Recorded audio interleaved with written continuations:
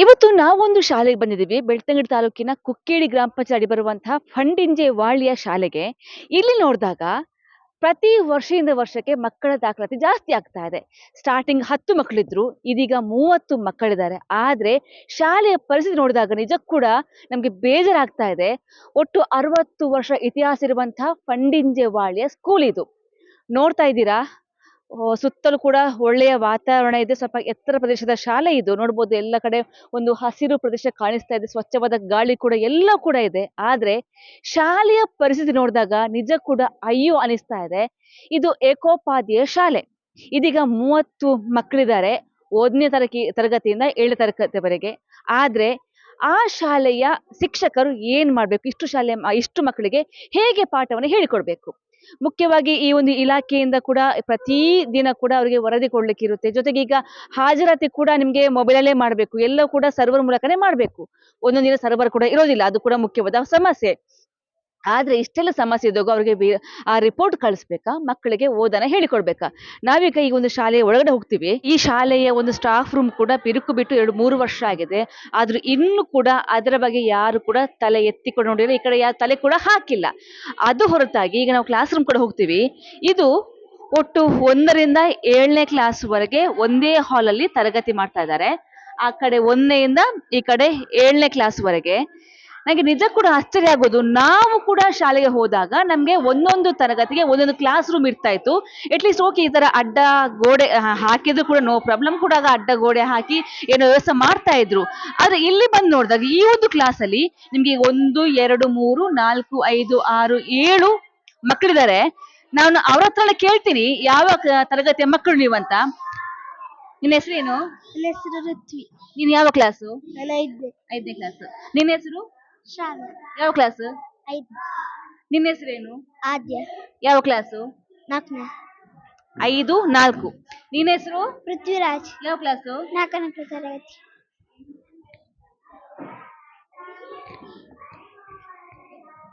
ಇನ್ನು ಮಕ್ಕಳಿದ್ದಾರೆ, ಅದೇ ಕ್ಲಾಸ್ ರೂಮು. ನಿನ್ನ ಹೆಸರು? ಅಂಕಿತ್. ಯಾವ ಕ್ಲಾಸು? 5ನೇ. 5ನೇ. ನಿನ್ನ ಹೆಸರು? ಮಿತ್ರನ್. ಯಾವ ಕ್ಲಾಸು? 5ನೇ. ಸುಮಿತ್. 5ನೇ. ಓಕೆ, ನೋಡಿದ್ರಲ್ಲ, ಅದು ಒಂದು ಕ್ಲಾಸ್ ಅಲ್ಲಿ, ಕ್ಲಾಸ್ ರೂಮ್ ತರ ಇಲ್ಲ, ಹಾಲ್ ಅಲ್ಲಿ ಮಾಡುವಂತ ಕ್ಲಾಸ್. ಇಲ್ಲಿ 4ನೇ ಮತ್ತು 5ನೇ ತರಗತಿಯ ಮಕ್ಕಳಿದ್ದಾರೆ. ಇನ್ನು ಇಲ್ಲಿ ಕೇಳೋಣ, ಏನ್ ಹೆಸರು ನಿಂದು? ಲಹರಿ. ಲಹರಿ. ಯಾವ ಕ್ಲಾಸು? 2ನೇ ಕ್ಲಾಸ್. 2ನೇ ಕ್ಲಾಸು. ನಿನ್ನ ಹೆಸರು? ಆಯುಷ್. ಯಾವ ಕ್ಲಾಸು? 2ನೇ ಕ್ಲಾಸ್. ಏನ್ ಹೆಸರು? ವಂಶಿಕ್. ಯಾವ ಕ್ಲಾಸು? 3ನೇ. 3ನೇ ಕ್ಲಾಸ್. ಇಷ್ಟೇ, ಇನ್ನು ನಾನು ಏನು ಹೇಳೋದಿಲ್ಲ. ಒಂದು ಕ್ಲಾಸಲ್ಲಿ 4 ಮತ್ತು 5, ಇನ್ನೊಂದು ಕ್ಲಾಸಲ್ಲಿ 2 ಮತ್ತು 3, ಹಾಗೇನೆ ಇಲ್ಲಿ ಕೂಡ 1, 2, 3, 4, 5, ಆ ಕಡೆ ಎಂಡಲ್ಲಿ 6 ಮತ್ತು 7. ಒಂದೊಂದು ಕ್ಲಾಸಲ್ಲಿ 2 ತರಗತಿಯನ್ನ ಹ್ಯಾಂಡಲ್ ಮಾಡ್ತಾ ಇದ್ದಾರೆ ಈ ಶಿಕ್ಷಕರು. ಯಾಕಂತ ಹೇಳಿದ್ರೆ ಇಲ್ಲಿ ಶಿಕ್ಷಕರ ಕೊರತೆ ಎದ್ದು ಕಾಣಿಸ್ತಾ ಇದೆ. ಇದು ಏಕೋಪಾಧ್ಯಾಯ ಶಾಲೆ, ಆದ್ರೆ ಇಲ್ಲಿನ HM ಖುದ್ದಾಗಿ ನಮ್ಗೆ ಇದು ನಾವು ಬಂದಿರುವಂತದ್ದು ಯಾವುದೋ HM ಹೇಳಿನೋ ಅಥವಾ ಇಲ್ಲಿನ ಟೀಚರ್ಸ್ ಹೇಳಿ ಬಂದಿರೋದಲ್ಲ. ಇಲ್ಲಿನ ಗ್ರಾಮಸ್ಥರು ನಮ್ಮನ್ನು ಕರೆದಿರುವಂತದ್ದು. ಗ್ರಾಮಸ್ಥರು ಇಲ್ಲಿ ಬಂದು ಭೇಟಿ ಕೊಟ್ಟಾಗ ಇಲ್ಲಿ ಕಂಡು ಬಂದಂತ ಸಮಸ್ಯೆ ನಮ್ಗೆ ಹೇಳಿದ ಕಾರಣಕ್ಕೋಸ್ಕರ ನಾವಿಲ್ಲಿ ಬಂದಿರುವಂತದ್ದು. ಇಲ್ಲಿ ಯಾವುದೇ ಇಲಾಖೆಯವರಾಗ್ಲಿ ಅಥವಾ ಇಲ್ಲಿನ ಶಿಕ್ಷಕರು ಯಾರು ಕೂಡ ನಮಗೆ ಯಾವುದೇ ದೂರನ್ನು ಕೂಡ ಕೊಟ್ಟಿಲ್ಲ. ಯಾಕೆ ದೂರ ಕೊಟ್ಟರೆ ಅವರಿಗೆ ಸಮಸ್ಯೆ ಆಗುತ್ತೆ ಅನ್ನೋ ಕಾರಣಕ್ಕೋಸ್ಕರ ಅವರು ಯಾವುದೇ ದೂರನ್ನು ಕೂಡ ಕೊಟ್ಟಿಲ್ಲ. ನಾವಿಲ್ಲಿ ಬಂದಿರುವಂತದ್ದು ಗ್ರಾಮಸ್ಥರ ಹೇಳಿಕೆ ಮೂಲಕ. ಇಲ್ಲಿರುವಂತ ಮಕ್ಕಳು 6 ಮತ್ತು 7ನೇ ತರಗತಿ ಮಕ್ಕಳು. ಸೊ ಒಬ್ಬ ಶಿಕ್ಷಕಿ ಎಲ್ಲರೂ ಆ ಒಂದು 2 ಕ್ಲಾಸ್ನ ಮಕ್ಕಳು ಕೂಡ ಇಲ್ಲಿ ಕ್ಲಾಸ್ ಅನ್ನ ಮಾಡ್ಬೇಕಾಗುತ್ತೆ. ಒಬ್ಬರಿಗೆ ಬರೆಯೋದಕ್ಕೆ ಕೊಟ್ರೆ ಇನ್ನೊಬ್ಬರಿಗೆ ಅಲ್ಲಿ ಪಾಠ ಮಾಡ್ಬೇಕು, ಅಂತಹ ಪರಿಸ್ಥಿತಿ. ಇನ್ನೊಂದು ನಾನು ಹೇಳಿದೆ, ಅಲ್ಲಿ ಮೇಲ್ಗಡೆ ಬಿರುಕು ಬಿಟ್ಟಿದೆ ಅಂತ ನಾನು ತೋರಿಸ್ತೀನಿ ಬನ್ನಿ. ಇದು ಕ್ಲಾಸ್ನ ಹೊರಗಡೆ ಒಂದು ಹಾಲ್, ಸಂಪೂರ್ಣವಾಗಿ 1ರಿಂದ 7ನೇ ತರಗತಿವರೆಗೆ ಕ್ಲಾಸ್ ರೂಮ್ ಅದು ಆಕ್ಚುಲಿ ಹಾಲ್ ಅಲ್ಲಿ. ಇನ್ನು ನಾವು ಸ್ಟಾಫ್ ರೂಮ್ಗೆ ಬರ್ತೀವಿ. ಇಲ್ಲಿ ಹೊರಗಡೆ ನೋಡಿ, ಇಲ್ಲಿ ಹೊರಗಡೆ ನಿಮಗೆ ಕಾಣಿಸ್ತದೆ ಬಿರುಕು ಬಿಟ್ಟಿರುವಂತದ್ದು. ಇದು 2-3 ವರ್ಷದ ಹಿಂದೆ ಒಂದು ಸಿಡಿಲು ಬಿದ್ದು ಬಿರುಕು ಬಿಟ್ಟಿರುವಂತಹ ಗೋಡೆ. ಇನ್ನು ಒಳಗಡೆ ಕೂಡ ತೋರಿಸ್ತೀವಿ.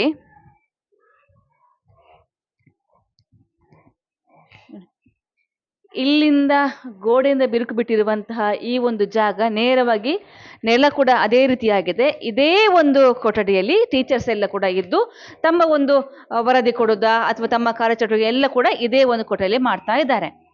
ಆದ್ರೆ ಇಷ್ಟೆಲ್ಲ ಮನವಿ ಕೊಡ್ತಾ ಇದ್ದಾರೆ, ಅದು ಕೂಡ ಯಾವುದೇ ಒಂದು ಕೆಲಸ ಆಗ್ತಾ ಇಲ್ಲ. ಓಕೆ, ಅನುದಾನ ಇಲ್ಲ, ಅನುದಾನದ ಕೊರತೆ ಇದೆ, ಏನೋ ಓಕೆ. ಆದ್ರೆ SDMC ಅವರೆಲ್ಲ ಸೇರ್ಕೊಂಡು ಏನೋ ಕೆಲವೊಂದು ಸ್ವಲ್ಪ ಸಣ್ಣ ಪುಟ್ಟ ಒಂದು ಕೆಲಸವನ್ನು ಕೂಡ ಇಲ್ಲಿ ಮಾಡ್ತಾ ಇದ್ದಾರೆ. ಅದು ನಾವೆಲ್ಲ ಶ್ಲಾಘನೀಯ ಕೆಲಸವೇ ಸರಿ. ಆದ್ರೆ ಇಲಾಖೆಯವರು ಕೂಡ ಇದೇ ಎಷ್ಟೋ ಬಾರಿ ದೂರು ಕೊಟ್ಟರು ಕೂಡ, ಎಷ್ಟೋ ಬಾರಿ ಮನವಿ ಕೊಟ್ಟರು ಕೂಡ ಯಾವುದೇ ಒಂದು ಸ್ಪಂದನೆ ಸಿಗ್ತಾ ಇಲ್ಲ ಅನ್ನೋಂಥದ್ದು ನಮ್ಗೆ ಇಲ್ಲಿ ಮೇಲ್ನೋಡಿಗೆ ಗೊತ್ತಾಗ್ತಾ ಇರುವಂತದ್ದು. ಒಂದು ಕಡೆ ಕ್ಲಾಸ್ ರೂಮ್ ಕೊಠಡಿ ಇಲ್ಲ, ಶಿಕ್ಷಕರಿಲ್ಲ, ಸರಿಯಾದ ವ್ಯವಸ್ಥೆ ಕೂಡ ಇಲ್ಲ. ಒಟ್ಟು 60 ವರ್ಷ ಇತಿಹಾಸ ಇರುವಂತಹ ಶಾಲೆ ವರ್ಷದಿಂದ ವರ್ಷಕ್ಕೆ ಮಕ್ಕಳ ಸಂಖ್ಯೆ ಜಾಸ್ತಿ ಆಗ್ತಾ ಇದೆ, ದಾಖಲಾತಿ ಜಾಸ್ತಿ ಆಗ್ತಾ ಇದೆ. ಇದು ನಿಜಕ್ಕೂ ನಾವು ಖುಷಿ ಪಡುವಂತ ವಿಚಾರ. ನಾವು ಹಲವಾರು ಕಡೆ ನೋಡ್ತೀವಿ, ಸರ್ಕಾರಿ ಶಾಲೆಗೆ ಮಕ್ಕಳ ಕೊರತೆ ಇದೆ, ವರ್ಷದಿಂದ ವರ್ಷಕ್ಕೆ ಮಕ್ಕಳ ಸಂಖ್ಯೆ ಕಡಿಮೆ ಆಗ್ತಾ ಇದೆ ಅಂತ. ಬಟ್ ಇದು ಅಪೋಸಿಟ್ ಇದೆ, ಇಲ್ಲಿ ಮಕ್ಕಳ ಸಂಖ್ಯೆ ಜಾಸ್ತಿ ಆಗ್ತಾ ಇದೆ, ಆದ್ರೆ ಶಿಕ್ಷಕರ ಕೊರತೆ ಇದೆ. 3 ವರ್ಷಕ್ಕೆ ಒಬ್ಬರ ನೇಮಕ ಆಗುತ್ತೆ, ಆದ್ರೆ ಆ ಒಬ್ಬರು ಶಿಕ್ಷಕಿ ಈ ಒಂದು ಇಲ್ಲಿ ಮಕ್ಕಳನ್ನ ನೋಡ್ಕೊಳ್ಳೋದಾ, ಮಕ್ಕಳಿಗೆ ತರಗತಿಯನ್ನ ಮಾಡೋದಾ, ಕ್ಲಾಸ್ ಮಾಡೋದಾ, ಕಡೆ ರಿಪೋರ್ಟ್ ಕೊಡೋದಾ? ಹೇಗೋ ಇಲ್ಲಿ ಗೌರವ ಅತಿಥಿಗಳನ್ನ ಅಥವಾ ಬೇರೆ ಬೇರೆ ಅತಿಥಿ ಉಪನ್ಯಾಸಕರನ್ನ ಇಲ್ಲಿ ನೇಮಕವನ್ನ ಮಾಡಿದ್ದಾರೆ. ಅವರ ಮೂಲಕ ಮಕ್ಕಳಿಗೆ ಒಂದು ಯಾವುದೇ ಒಂದು ಕೊರತೆ ಆಗ್ಬಾರ್ದು, ಮಕ್ಕಳಿಗೆ ಶಿಕ್ಷಣದಲ್ಲಿ ಯಾವುದೇ ಒಂದು ವ್ಯತ್ಯಯ ಆಗ್ಬಾರ್ದು ಅನ್ನೋ ಕಾರಣಕ್ಕೋಸ್ಕರ ಇಲ್ಲಿ ಒಂದು ಶಿಕ್ಷಣವನ್ನ ಕೊಡ್ತಾ ಇದ್ದಾರೆ. ಈ ಬಗ್ಗೆ ಮಾತಾಡ್ಸೋಣ, ಇಲ್ಲಿ ಇರುವಂತಹ ಅನೇಕ ಗ್ರಾಮಸ್ಥರು ಇದ್ದಾರೆ, ಅವ್ರ ಜೊತೆ ಮಾತಾಡ್ಸೋಣ. ಈ ಶಾಲೆಗೆ ನಾವು ಬರ್ತೀವಿ ಅಂತ ಗೊತ್ತಾಗಿ ಕುಕ್ಕೇಡಿ ಗ್ರಾಮ ಪಂಚಾಯತ್ನ ಮಾಜಿ ಅಧ್ಯಕ್ಷ ಆಗಿರುವಂತಹ ಅನಿತಾ ಮೇಡಮ್ ಇದ್ದಾರೆ. ಮೇಡಮ್ ನಮಸ್ತೆ. ಆಲ್ಮೋಸ್ಟ್ ಕೆಲವೊಂದು ಸ್ಕೂಲ್ಗೆ ಹೋದಾಗ ನಮ್ಗೆ ಯಾರು ಕೂಡ ರಿಯಾಕ್ಟ್ ಮಾಡೋದಿಲ್ಲ, ಬಿಕಾಸ್ ಅವ್ರಿಗೆ ಒಂದು ಭಯ ಇದೆ, ಎಲ್ಲಿಗೆ ಏನು ಸಮಸ್ಯೆ ಆಗುತ್ತೋ ಅಂತ. ಸೊ ನಾವಿಲ್ಲಿ ಬಂದಿರುವಂತದ್ದು ಯಾವುದೇ ಒಂದು ಇಲ್ಲಿ ಶಿಕ್ಷಕರು ಹೇಳಿನೋ ಏನೂ ಅಲ್ಲ, ಗ್ರಾಮಸ್ಥರಿಂದ ನಮ್ಗೆ ಒಂದು ಫೋನ್ ಬಂತು, ಈ ತರ ಇದೆ ಆ ಸಮಸ್ಯೆ, ಒಮ್ಮೆ ನೋಡಿ ಅಂತ. ಸೊ ಹಾಗಾಗಿ ನಾವಿಲ್ಲಿ ಬಂದಿರುವಂತದ್ದು. ಸೊ ಈಗ ನೀವು ಇಲ್ಲಿ ಬಂದಿದ್ರೆ ನಮ್ಮ ಬಗ್ಗೆ ಗೊತ್ತಾಗಿ, ಸೊ ನೀವ್ ಏನ್ ಹೇಳ್ತೀರಿ ಈ ಶಾಲೆ? ಸೊ ಫಸ್ಟ್ ಆಫ್ ಆಲ್ ನಾನು ಅಧ್ಯಕ್ಷ ಆದ ನಂತರ ನಾನು ಈ ಶಾಲೆಗೆ ಪ್ರಥಮ ಬಾರಿ ನಾನು ಒಂದು ಕಾರ್ಯಕ್ರಮಕ್ಕೆ ನನಗೆ ಮೇಡಮ್ ಒಂದು ಕಾಲ್ ಮಾಡಿದ್ರು, ಬನ್ನಿ ಮೇಡಮ್ ನೀವು ಅಂತ. ನಾನು ಅವತ್ತು ಫಸ್ಟ್ ಈ ಶಾಲೆಗೆ ಬಂದ ನಂತರ ನನಗೆ ಈ ಶಾಲೆದ್ದು ಅವರೊಂದು 10 ಮಕ್ಕಳಿದ್ರು ಆ ಶಾಲೆಯಲ್ಲಿ. 10 ಮಕ್ಕಳಲ್ಲಿ ನಾನು ಟ್ಯಾಲೆಂಟ್ ಅನ್ನು ನೋಡಿದೆ. ಒಂದು ಅವ್ರಿಗೆ ಸ್ಟೇಜಲ್ಲಿ ಪರ್ಫಾರ್ಮೆನ್ಸ್ ಮಾಡೋದು, ಅವರು ಸ್ಟೇಜನ್ನು ಹೇಗೆ ಅವ್ರು ಫೇಸ್ ಮಾಡಬೇಕು, ಅವರಿಗೆ ನಿರೂಪಣೆ ಹೇಳಿಕೊಡೋದು, ಅವತ್ತೊಂದು 2 ಡ್ಯಾನ್ಸ್ ಮಾಡಿಸಿದ್ರು, ಆಮೇಲೆ ಒಂದು ನಾಟಕ ಎಲ್ಲ ಅವರು ಮಾಡಿಸಿದ್ರು. ತುಂಬಾ ಟ್ಯಾಲೆಂಟ್ ಆಗಿದ್ರು ಮಕ್ಕಳು. ಅದು ಇಂಗ್ಲಿಷ್ ಎಲ್ಲ ಚೆನ್ನಾಗಿ ಮಾತಾಡ್ತಿದ್ರು. ನನ್ನ ಮಗ ಇಂಗ್ಲಿಷ್ ಮೀಡಿಯಂಗೆ ಹೋಗ್ತಾ ಇದ್ದ, ವೇಣೂರು ನವಚೇತನ ಶಾಲೆಗೆ ಹೋಗ್ತಾ ಇದ್ದ. ನನಗೆ ಈ ಶಾಲೆಯನ್ನು ನನಗೆ ಒಂದು ದಿವಸ ಟೀಚರ್ ಬಂದು, ಮೇಡಮ್ ನಮ್ಮ ಶಾಲೆ ಮುಚ್ಚೋಗ್ತಿದೆ, 6 ಮಕ್ಕಳೇ ಇರೋದು, ಏನಾದರೂ ಒಂದು ಮಾಡಿ ನಾವು ಒಂದು ಶಾಲೆಯನ್ನು ಉಳಿಸುವ ಅಂತೇಳಿ. ನಾನು ಅವಾಗ ಸರ್ಕಾರಿ ಶಾಲೆ ನಮಗೆ ಓಪನ್ ಮಾಡೋದು ಕಷ್ಟ, ಅದು ಮುಚ್ಚಿದ್ರೆ ಓಪನ್ ಮಾಡ್ಲಿಕ್ಕೆ ಕಷ್ಟ. ಯಾಕಂದ್ರೆ ಇಲ್ಲಿ ಸುತ್ತಮುತ್ತಲಿನ ಮಕ್ಕಳಿಗೆ ಒಂದು ಪಾಪದ ಮಕ್ಕಳು ಒಂದು ಕಲಿಯುವುದು ಸರ್ಕಾರಿ ಶಾಲೆಯಲ್ಲಿ.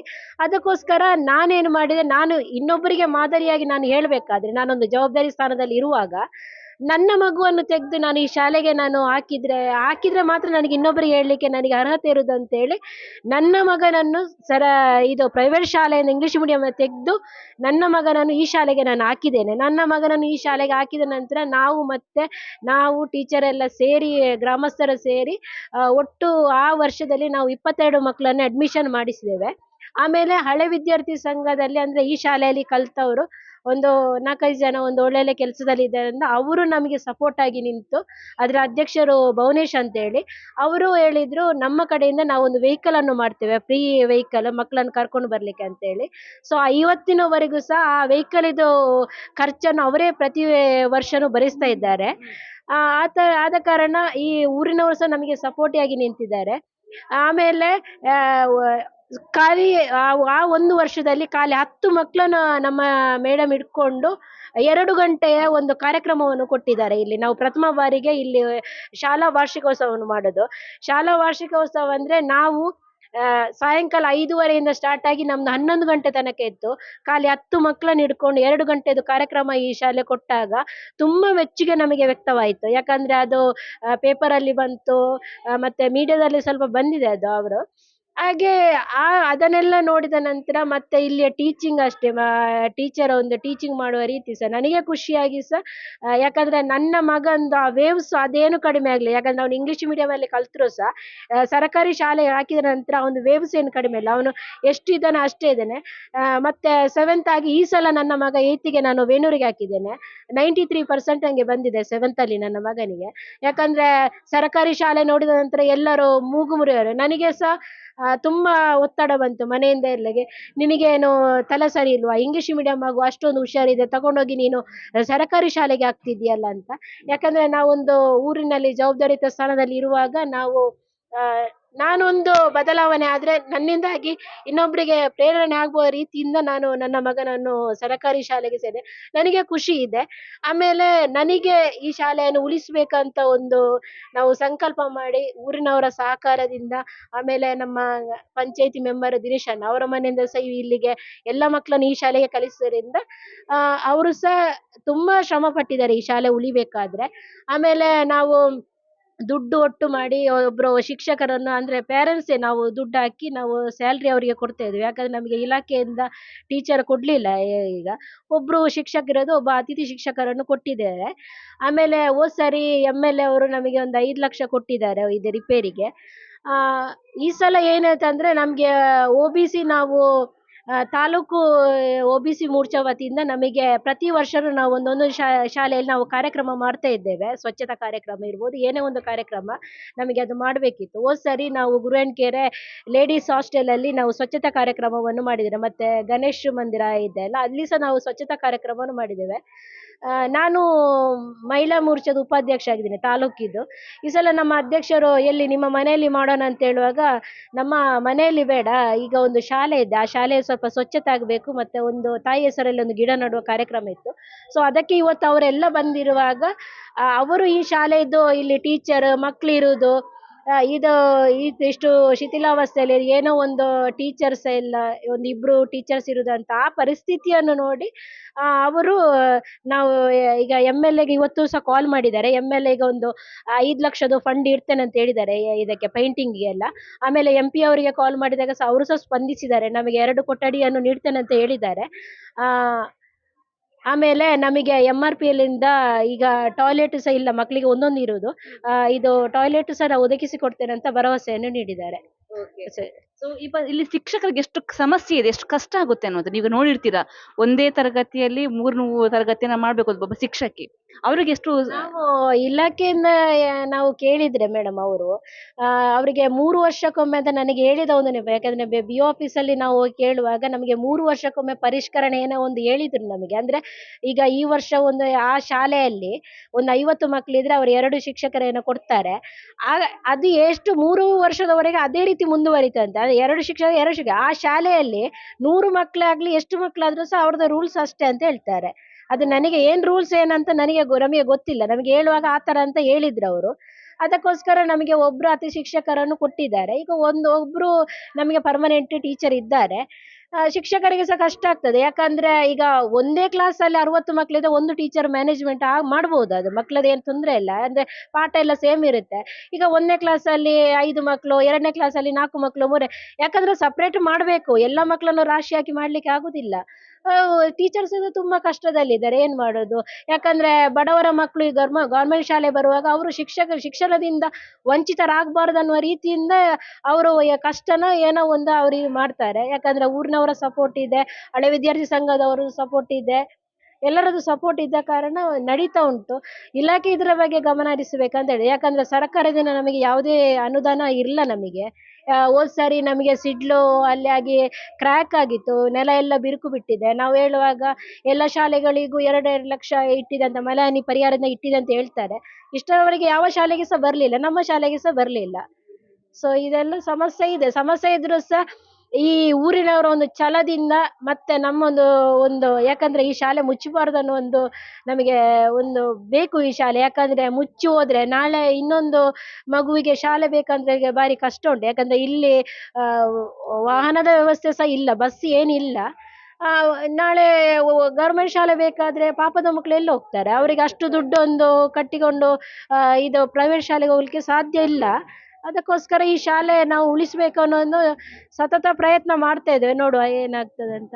ಇದೀಗ ಈ ಶಾಲೆಯ SDMC ಅಧ್ಯಕ್ಷರಾಗಿರುವಂತಹ ಸವಿತಾ ಮೇಡಮ್ ಇದ್ದಾರೆ, ಕವಿತಾ ಮೇಡಮ್ ಇದ್ದಾರೆ, ಅವ್ರ ಜೊತೆ ಮಾತಾಡೋಣ. ಮೇಡಮ್, ಈ ಒಬ್ಬ SDMC ಅಧ್ಯಕ್ಷರಾಗಿ ಈ ಶಾಲೆಯನ್ನ ಉಳಿಸುವಂತಲ್ಲಿ ತುಂಬಾ ಕೆಲಸವನ್ನ ಮಾಡಿರ್ತೀರಾ. ಈ ವರ್ಷ ಆಗಿರುವಂತದ್ದು. ಸೊ ಈ ಶಾಲೆಯ ಸ್ಥಿತಿಗತಿ ಎಲ್ಲ ನೋಡಿದ್ದೀವಿ. ಸೊ ಏನ್ ಅನಿಸ್ತದೆ ನಿಮ್ಗೆ ಆಕ್ಚುಲಿ, ಹೇಗೆ ನೀವು ಅಭಿವೃದ್ಧಿ ಮಾಡ್ಬೋದು ಅಂತ ಅನಿಸ್ತಾ ಇದೆ? ಅಭಿವೃದ್ಧಿ ಅಂದ್ರೆ ನಮ್ಗೆ ಎಲ್ರು ಸಪೋರ್ಟ್ ಸಿಕ್ಕರೆ ನಮ್ದು ಸರ್ಕಾರದ ಸಹ ಸ್ವಲ್ಪ ಸಪೋರ್ಟ್ ಬೇಕು, ಸರ್ಕಾರವೇ ಮಾಡ್ಬೇಕಿತ್ತು. ಆದ್ರೆ ಊರಿನವರೆಲ್ಲ ಸೇರಿಕೊಂಡು ಇಷ್ಟೆಲ್ಲ ಮಾಡ್ತಿದ್ದಾರಲ್ಲ, ಅದು ತುಂಬಾ ಖುಷಿ ಆಗ್ತಿದೆ. ಮತ್ತೆ ಸ್ವಲ್ಪ ಆದಷ್ಟು ನಮ್ಗೆ ದಾನಿಗಳು ಸಿಕ್ಕಿದ್ರೆ ತುಂಬಾನೇ ಒಳ್ಳೇದಿತ್ತು ಮಕ್ಕಳ ಎಜುಕೇಶನ್ಗೋಸ್ಕರ. ಜಾಸ್ತಿ ಮಕ್ಕಳಿಲ್ಲಲ್ಲ, ಆದಷ್ಟು ಇದ್ದ ಮಕ್ಕಳಿಗೆ ಏನಾದ್ರೂ ಒಂದು ಸಹಾಯ ಸಿಕ್ಕಿದ್ರೆ ಒಳ್ಳೇದು. ಮತ್ತೆ ಟೀಚರ್ ಅಂದ್ರೆ ನಮ್ಗೆ ಇಲ್ಲಿ ಟೀಚರ್ಸ್ ಇಬ್ರು ಇದ್ರು, ಅವರಿಗೆ ಇದು ಅವರ ಇದು ವೇತನ ಕೊಡುದು ಸಹ ಇಲ್ಲಿ ಹೆಚ್ಚೊಮ್ಮೆ ಕೊಡುದು ಅಂತ ಪರಿಸ್ಥಿತಿ ಬಂದಿದೆ. ಅದೇ ಬೇಜಾರಾಗುದು. ಪಾಪ ಅವ್ರು ದುಡಿಯುವುದು ಇನ್ನೊಬ್ರಿಗೆ ಇದು ಮಾಡ್ತಿದ್ದಾರಲ್ಲ, ಅದು ಬೇಸರ ಆಗ್ತದೆ ಅಷ್ಟೇ. ಹೋದ ವರ್ಷ ಅವರ ಕಾಲು ಸರಿ ಇರ್ಲಿಲ್ಲ, ಕಾಲು ನೋವಿತ್ತು. ಅವಾಗ ಸಹ ಅವರೇ ಎಷ್ಟು ಕಷ್ಟಪಟ್ಟಿದ್ದಾರೆ, ಅವರ ಗಂಡ ಸಹ ಇಲ್ಲಿ ಬಂದು ಕಷ್ಟಪಟ್ಟಿದ್ದಾರೆ. ಅದೇ ಬೇಜಾರು ಅಷ್ಟೇ. ಈಗ ಎಚ್.ಎಂ. ಈಗ ಇದು ಏಕೋಪಾಧ್ಯಾಯ ಶಾಲೆ, ಸೊ ಎಚ್.ಎಂ. ಕೂಡ ಅವರ ವ್ಯಕ್ತಿ ಶಿಕ್ಷಕರಿದ್ದಾರೆ. ಅವರು ಕೂಡ ಪರ್ಸನಲ್ ಲೈಫ್ ಅಂತ ಅಂದ್ರೆ ಏನೋ ಸಮಸ್ಯೆ ಆದ್ರೂ ಕೂಡ ಹೌದು ಪಾಪ ಇದೆ ಇದೆ. ಅದೇ ಆ ಟೀಚರಿಂದಾಗಿ, ನಮ್ಮ ಶಿಕ್ಷಕರಿಂದಾಗಿ ಇಷ್ಟು ಇದು ಆಗ್ತಾ ಉಂಟು ಅಷ್ಟೇ. ನಮ್ಗೆ ಅದೇ ಶಾಲೆಯನ್ನು ದುರಸ್ತಿ ಇದು ಆಗ್ಬೇಕು, ಸರಿ ಆಗ್ಬೇಕು. ಅದು ಟೀಚರ್ಗೆ ಒಂದು ತುಂಬಾ ಆಸೆ ಉಂಟು ನಮ್ಗೆ. ಅವ್ರು ಇರುವಷ್ಟು ದಿನ ಇಲ್ಲಿ ಒಳ್ಳೇದಾಗ್ಬೇಕಂತ ಅವ್ರು ತುಂಬಾ ಆಸೆ ಪಡ್ತಿದ್ದಾರೆ. ಅಂತ ಶಿಕ್ಷಕರು ಸಿಗ್ಬೇಕಂದ್ರೆ ನಾವು ಪುಣ್ಯ ಮಾಡಿದ, ನಮ್ಮ ಮಕ್ಕಳು ಪುಣ್ಯ ಮಾಡಿದ್ದಾರೆ, ಅದು ತುಂಬಾ ಖುಷಿ ಆಗ್ತದೆ. ಎಲ್ಲವನ್ನ ಪಾಪ ಎಲ್ಲ ಅವರಿಗೆ ಒಂದು ಎಂತ ಇಬ್ರು ಗಂಡಸರು ಮಾಡೋ ಕೆಲಸ ಅವ್ರು ಒಬ್ರು ಮಾಡ್ತಿದ್ದಾರೆ ಈಗ. ಅಂತ ಟೀಚರ್ ಇಲ್ಲಿ ಈ ಶಾಲೆಯಲ್ಲಿ ಇರುವಾಗ ಈ ಶಾಲೆ ಒಳ್ಳೇದಾಗ್ಬೇಕು ಅನ್ನೋದು ನಮ್ದು ಆಸೆ ಇದೆ. ನಾನು ಈ ಸಲ SDMC ಅಧ್ಯಕ್ಷ ಆಗಿದ್ದೇನೆ. ಆದ್ರೆ ಎಲ್ಲರ ಸಪೋರ್ಟ್ ಸಿಕ್ಕರೆ ನಾವು ಸಹ ಅದನ್ನು ಮುಂದುವರಿಸಿಕೊಂಡು ಹೋಗ್ತೇವೆ. ನಮ್ಮಿಂದ ಎಷ್ಟಾಗ್ತದೆ ನಾವು ಇದು ಮಾಡ್ಕೊಂಡು ಹೋಗ್ತೇವೆ. ನಮ್ಗೆ ಸಹಕಾರ ಬೇಕು ಮೊದಲು. ಟೀಚರ್ ಒಂದು ಮೊದಲು ಏನಂದ್ರೆ ನಮ್ಗೆ ಶಾಲೆದು ದುರಸ್ತಿ ಆಗ್ಬೇಕು. ಮತ್ತೆ ಶಿಕ್ಷಕರಿಗೆ ಒಂದು ಶಿಕ್ಷಕರು ಬೇಕು ಇಲ್ಲಿಗೆ. ಶಿಕ್ಷಕರಿದ್ರು ಅದಕ್ಕೆ ವೇತನ ಕೊಡುವಂತಹ ಒಂದು ಯಾರಾದ್ರೂ ನಮ್ಗೆ ಸಿಗ್ಬೇಕು. ಇದೀಗ ಈ ಶಾಲೆಯ ಎಚ್.ಎಂ. ಫ್ಲೇವಿ ಡಿಸೋಜಾ ಮೇಡಮ್ ಇದ್ದಾರೆ. ಮೇಡಮ್ ನಮಸ್ತೆ. ನಿಮ್ಮ ಕಷ್ಟ ನಮ್ಗೆ ಅರ್ಥ ಆಯ್ತು ಆಕ್ಚುಲಿ. ಆಗ ಮಾತಾಡ್ತಾ ಹೇಳಿದ್ರಿ ನೀವು ಆಕ್ಚುಲಿ ಇಲ್ಲಿ ಬಂದಿರುವಂತದ್ದು 6ನೇ ಮತ್ತೆ 7ನೇ ಕ್ಲಾಸ್ನ ತರಗತಿ ಮಾಡೋಕ್ಕೋಸ್ಕರ. ಓಕೆ, ಈಗ ನಿಮ್ಮ ಪರಿಸ್ಥಿತಿ ಹೇಗಿದೆ? ಇಲ್ಲಿ ಪರಿಸ್ಥಿತಿ ನೋಡಿ ಮಕ್ಕಳನ್ನ ನಮ್ಗೆ ಬಿಡ್ಲಿಕ್ಕೆ ಆಗುದಿಲ್ಲ. ಯಾಕೆಂತ ಹೇಳಿದ್ರೆ ನಮ್ಮ ಮಕ್ಕಳು ಮನೆಯಲ್ಲಿ ನಾವು ಹೇಗೆ ಇದು ಮಾಡ್ತೇವೆ, ಶಾಲೆಗೆ ಬಂದ್ಮೇಲೆ ಶಾಲೆಯಲ್ಲಿ ಇದ್ದ ಮಕ್ಕಳು ನಮ್ಮ ಮಕ್ಕಳೇ. ಆದ್ರಿಂದ ಅವರನ್ನು ಬಿಡ್ಲಿಕ್ಕೆ ಆಗುದಿಲ್ಲ. 1ರಿಂದ 7ನೇ ಕ್ಲಾಸ್ ತನಕ ಸಹ ನಾನು ಪಾಠ ಮಾಡ್ತೇನೆ. ಆದ್ರಿಂದ ಅವರ ಇಲ್ಲಿ ಅಂದ್ರೆ ತುಂಬಾ ನಮ್ಗೆ ಕಷ್ಟ ಅಂತ ಹೇಳಿದ್ರೆ ಶಿಕ್ಷಕರದ್ದು ಕೊರತೆ. ಅಂದ್ರೆ ಇಲ್ಲಿ 30 ಮಕ್ಕಳಿಗೆ ಒಬ್ರು ಶಿಕ್ಷಕರು ಅಂತ ಹೇಳ್ತಾರೆ. ಆದ್ರೆ ನಾನು ಒಪ್ಪಿಕೊಳ್ತೇನೆ, ಒಂದು ಕ್ಲಾಸಲ್ಲಿ 30 ಮಕ್ಕಳಲ್ಲ 60 ಮಕ್ಕಳಿದ್ರು ನಾನು ಮ್ಯಾನೇಜ್ ಮಾಡ್ತೇನೆ 6 ಸಬ್ಜೆಕ್ಟ್. ಬಟ್ 1ರಿಂದ 7ನೇ ತರಗತಿಯವರೆಗಿನ ಅಷ್ಟು ಸಬ್ಜೆಕ್ಟ್, ಸುಮಾರು 60 ಸಬ್ಜೆಕ್ಟ್ ಆಗ್ತದೆ. ಅಷ್ಟು ಸಬ್ಜೆಕ್ಟ್ ಅನ್ನು ಒಬ್ರು ಟೀಚರು ನಿಭಾಯಿಸ್ಲಿಕ್ಕೆ ಖಂಡಿತ ಸಾಧ್ಯ. ಸುಮ್ಮನೆ ಮಾಡಿ ಹೋಗ್ಬೇಕಷ್ಟೇ. ಆದ್ರಿಂದ ಆ ಮಕ್ಕಳಿಗೆ ಏನು ಕೊರತೆ ಆಗ್ಬಾರ್ದು ಅಂತೇಳಿ ನಾವು ಕೇಳಿದ್ರೆ 30 ಮಕ್ಕಳೆಲ್ಲ ಇರೋದು, ಇನ್ನೆಷ್ಟು ಟೀಚರ್ಸ್ ಬೇಕು ಅಂತ ಹೇಳ್ತಾರೆ. ಆದ್ರಿಂದ ನಾವು ಏನ್ ಮಾಡೋದು, ಬೇರೆ ಉಪಾಯ ಇಲ್ಲ. ಬಂದ ಮಕ್ಕಳನ್ನು ನಾವು ಬಿಡ್ಲಿಕ್ಕೆ ಆಗುದಿಲ್ಲ. ಆದ್ರಿಂದ ಮಕ್ಕಳಿಗೆ ಯಾವುದೇ ಅನ್ಯಾಯ ಆಗ್ಬಾರ್ದು. ನಾನು ಈ ಮೂಲಕ ರಿಕ್ವೆಸ್ಟ್ ಮಾಡೋದು, ದಯವಿಟ್ಟು 30 ಮಕ್ಕಳಿಗೆ ಒಂದು ಟೀಚರ್ಸ್ ಅಂತ ಮಾಡದೆ ಪ್ರತಿ ತರಗತಿಗೆ ಒಂದು ಶಿಕ್ಷಕರು ಮಾಡಬೇಕು. ತರಗತಿಯಲ್ಲಿ 30 ಅಲ್ಲ 60 ಮಕ್ಕಳಿದ್ರು ಖಂಡಿತ ಒಬ್ರು ಟೀಚರ್ಗೆ ಕೆಪಾಸಿಟಿ ಇದೆ. ನಾನು ಬೇರೆ ಶಾಲೆಯಲ್ಲಿ 90 ಮಕ್ಕಳಿಗೆ ಸಮೇತ ಪಾಠ ಮಾಡಿದ್ದೇನೆ ಒಂದು ಕ್ಲಾಸಲ್ಲಿ. ಬಟ್ ಬೇರೆ ಬೇರೆ ಕ್ಲಾಸಲ್ಲಿ ಇರುವಾಗ ಅಷ್ಟು ವಿಷಯಗಳನ್ನು ಒಬ್ರು ಟೀಚರ್ ಮಾಡ್ಲಿಕ್ಕೆ ಖಂಡಿತ ಸಾಧ್ಯ ಇಲ್ಲ. ಆದ್ರಿಂದ ಈ ಮೂಲಕ ನಾನು ಮನವಿ ಮಾಡೋದು ಏನಂತ ಹೇಳಿದ್ರೆ, ದಯವಿಟ್ಟು ಒಂದು 1 to 7th ಇರುವಾಗ ಒಂದು 4 ಟೀಚರ್ಸ್ ಆದ್ರೂ ನಮ್ಗೆ ಶಾಲೆಗೆ ಬೇಕು. ಸಾಕಾಗುದಿಲ್ಲ 4 ಟೀಚರ್ಸ್ ಇದ್ರು ಮತ್ತೆ 3 ಕ್ಲಾಸ್ ಉಳಿತದೆ. ಈಗ ನೀವು ನೋಡಿದ್ರಲ್ಲ ನಮ್ಮ ಕ್ಲಾಸಲ್ಲಿ ಹೇಗೆ ಅಂತೇಳಿ. ಹಾಗೆ ಸೊ ಅದು ಎಷ್ಟು ಕಷ್ಟ ಅಂತ ನಿಭಾಯಿಸೋದು. ಈಗ ಒಂದು ಕ್ಲಾಸಲ್ಲಿ 4ನೇ ಮತ್ತೆ 5ನೇ ಕ್ಲಾಸ್ನ ಮಕ್ಕಳು ಇರ್ತಾರೆ. ಸೊ ಒಬ್ಬರಿಗೆ ನೀವು ಪಾಠ ಮಾಡಬೇಕು, ಇನ್ನೊಬ್ರಿಗೆ ಬರೆಸ್ಬೇಕು. ಬಟ್ ಆದ್ರೂ ಆ ಮಕ್ಕಳಿಗೂ ಅಲ್ಲಿ ಕಾನ್ಸಂಟ್ರೇಷನ್ ಇರೋದಿಲ್ಲ, ನಿಮ್ಗೂ ಅಲ್ಲಿ ಕರೆಕ್ಟಾಗಿ ಹ್ಯಾಂಡಲ್ ಮಾಡೋಕ್ಕಾಗ ಎಷ್ಟು ಚಾಲೆಂಜ್ ಆಗಿರುತ್ತೆ. ತುಂಬಾ ಚಾಲೆಂಜ್. ಯಾಕೆಂತ ಹೇಳಿದ್ರೆ 2 ಕ್ಲಾಸನ್ನು ಒಟ್ಟಿಗೆ ನಿಭಾಯಿಸುವುದು ತುಂಬಾ ಕಷ್ಟ ಆಗ್ತದೆ. ಈಗ ನಾವು ಫಸ್ಟಿಗೆ ಒಂದು ಕ್ಲಾಸಿಗೆ ಪಾಠ ಮಾಡ್ತೇವೆ, ಮತ್ತೊಂದು ಕ್ಲಾಸಿಗೆ ನಾವು ಅವರಿಗೆ ಏನಾದ್ರು ಹೋಮ್ವರ್ಕ್, ಈಗ ನಿನ್ನೆ ನಾವು ಕಲಿಸಿದ ಏನಿದೆ ಅದು ಅವರಿಗೆ ಕೊಡೋದು. ಮಕ್ಕಳ ನಿನ್ನೆ ನಾವು ಇದು ಪಾಠ ಮಾಡಿದ್ದೇನೆ ಅಷ್ಟನ್ನು ಓದಿ ನೀವು, ಮತ್ತೆ ನಾನು ಪ್ರಶ್ನೆ ಕೇಳ್ತೇನೆ. ಅಥವಾ ಅವರಿಗೆ ಏನಾದ್ರು ಫಸ್ಟಿಗೆ ವರ್ಕ್ ಕೊಡೋದು, ಯಾವರಿಗೆ ಪಾಠ ಉಂಟು ಅವರಿಗೆ ಪ್ರಿಪರೇಷನ್ಗೆ ನಿಲ್ಲಿಸುದು, ಉಳಿದ ಮಕ್ಕಳಿಗೆ ವರ್ಕ್ ಕೊಡೋದು. ಆದ್ರೂ ಸಹ ಇಡೀ ಕೇಳ್ತೇವೆ ಟೀಚರ್ ಇದೆ ಎಂತದ್ದು ಅದು ಎಂತದ್ದು ಅಂತ. ಬಟ್ ಮಕ್ಕಳಿಗೆ ಗೊತ್ತಾಗುದಿಲ್ಲ, ನಾವು ಅವರೊಟ್ಟಿಗೆ ಸ್ಪಂದಿಸಲೇಬೇಕಾಗ್ತದೆ. ಆದ್ರಿಂದ ತುಂಬಾ ಚಾಲೆಂಜ್. ಈ ಶಾಲೆಯ ಮಕ್ಕಳು ಎಷ್ಟು ಒಂದು ಪ್ರತಿಭಾನ್ವಿತ ಹೇಳೋಕೆ ಒಂದು ಸಾಕ್ಷಿ ತೋರಿಸ್ತೀನಿ. What's your name? My name is Yashika. Okay, what you going to present now? Story. Okay, okay. What's your name? My name is Lahari. Your? My name is Ritik. My name is Ayush. Which standard you are? Which standard? Second standard. slide. Okay, fine. Okay, now tell story. One day, rabbit and tortoise decided to race. The rabbit ran very fast. The tortoise walked slowly. Rabbit thought, I am